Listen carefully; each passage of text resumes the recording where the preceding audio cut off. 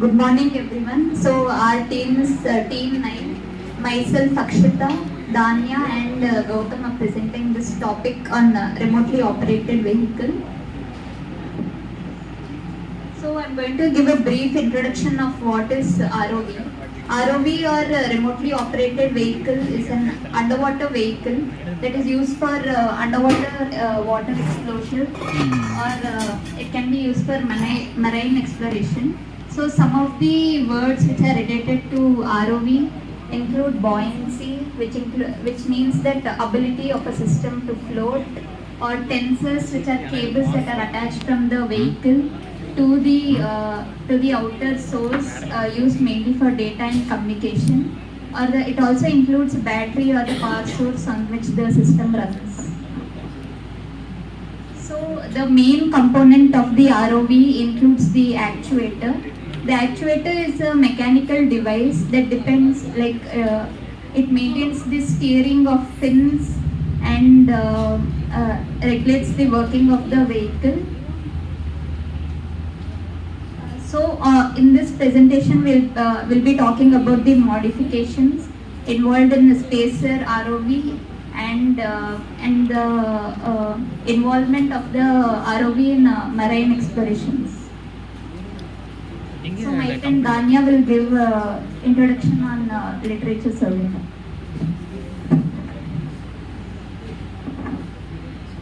Good morning everyone. So we've done a literature survey and the papers are discussing about the design and development of soft robotic grippers, and they've also studied and solved thrust allocation problem, and they've also proposed an active failure and fault tolerant control scheme. Also they're designing special ROVs using vectorial thrust propulsion systems known as spacer ROVs, and also modifying a simple ROV for under-ice sensing, and which is to explore processes, biogeochemical processes taking place under ice. So I'll explain about the methodology in each paper. So for the payload part of the ROV, they are introducing soft sensor integrated gripping system, which mainly consists of pneumatic soft gripper and soft force sensor and pneumatic cylinder for horizontal stroke of the gripper. Now the special spacer ROV basically emphasizes on smart communication architecture between the ROV and the control station. So they're modifying the methodology, aims to develop an ROV with improved capabilities at lower cost.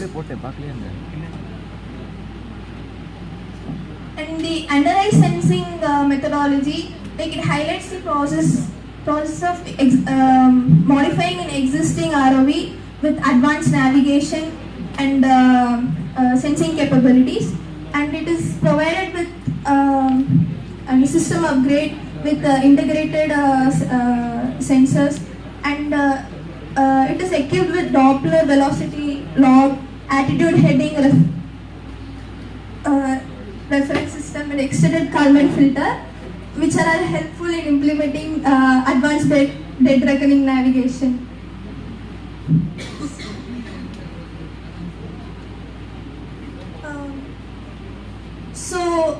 The active fault tolerant control scheme takes a mathematical approach, and the ROV is considered as a rigid body with 6 degrees of freedom, that is 3 spatial positions and 3 orientation angles.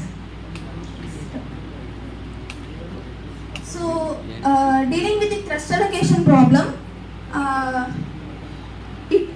the methodology aims to enhance the motion performance of the ROV, particularly in horizontal thrusters.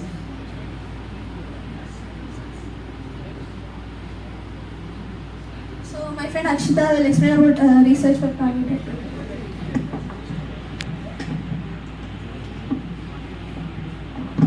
So I'm going to talk about research work related of ROV. So ROV was basically used for a deep underwater exploration and for archaeological artifacts. So ROV is used when it is deep sea and it is not accessible by deep sea divers. In this archaeological artifacts searching, they use, instead of rigid metallic grippers, they use soft grippers and pneumatic sensors.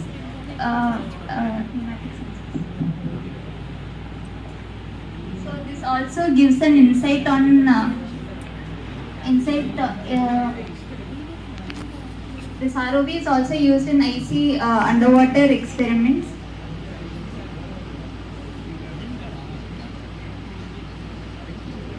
For the spacer ROV, the mechanical layer, it includes the closed body hull to minimize water resistance, and the mechanical layer and electric layer consists of the power station and the computer layer, which mainly consists of graphical user interface of the system.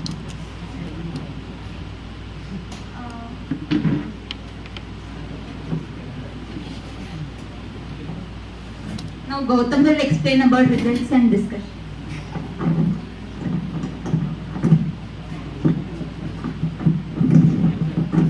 Hello everyone, this is Gautam. I am going to explain about the results and discussion.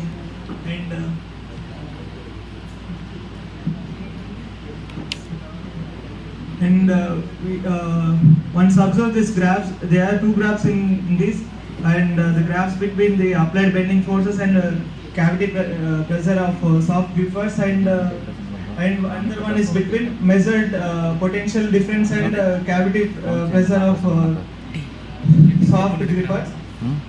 And this experimental analysis provides the comparison measurements that the soft gripper systems is how it's performed in the both land-based and underwater-based. And this results in the obtain valuable insight into the capabilities, and it gives the feedbacks, force feedback and capability of gripping and handling this delicate things.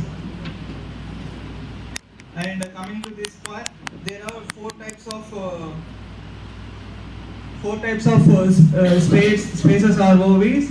And first one is physical one, and second one is mechanical layers, and third one is the electric and electronics layers, and fourth one is about computer layers. These scenarios works under the water, how the ROV is represent, and these four will play the major roles in this. Among these four, the computer layer will plays major role, and the computer layer works like communication between the station and station to communicate each other easily. Then coming to the physical one, there are 6 degrees of freedom, and it minimizes the resistivity force of the water. And the next electrical and electronical thing is that it will provide that power, it will generate the power in this ROV. And last one is mechanical layer is about that connecting the sensors in the ROVs.